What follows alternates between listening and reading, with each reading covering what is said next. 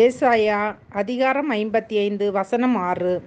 கர்த்தரை கண்டடையத்தக்க சமயத்தில் அவரை தேடுங்கள், அவர் சமீபமாய் இருக்கையில் அவரை நோக்கி கூப்பிடுங்கள். அன்பானவர்களே, உயிரோடு இருக்கும் போதே நாம் நம்முடைய கர்த்தராகிய இயேசுவை தேட வேண்டும், இறந்த பிறகு அல்ல.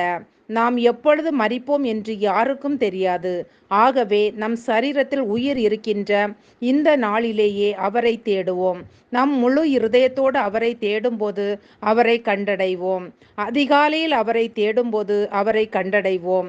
ஆகையால் தான் சங்கீதக்காரன் தாவீது சொல்லுகிறான், கர்த்தரை எப்பொழுதும் எனக்கு முன்பாக வைத்திருக்கிறேன், அவர் என் வலது பாரிசத்தில் இருக்கிறபடியால் நான் அசைக்கப்படுவதில்லை என்று சொல்லுகிறான். அவர் நம்மோடு இருந்தால், நம் பக்கத்தில் இருந்தால் அவரை காண முடியும். ஆகையால் அவரை தேட இன்றே நேரம் ஒதுக்குவோம். இரவு பகலாக அவரை தேடுவோம், அதிகாலையில் தேடுவோம். அவரை நாம் தேடும்போது அவருடைய வலது கரமும் அவருடைய புயமும் அவருடைய முகத்தின் பிரகாசமும் நம்மையும் நம் குடும்பத்தையும் ரட்சிக்கும்.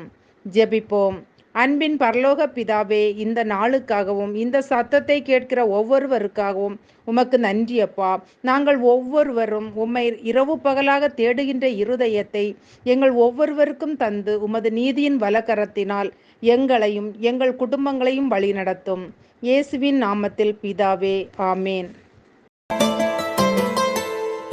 கர்த்தரை தெய்வமாக கொண்டோ இதுவரையில் வெட்கப்பட்டதில்லை, அவரையே ஆதரவாய் கொண்டோ நடுவழியில் நின்று போவதில்லை.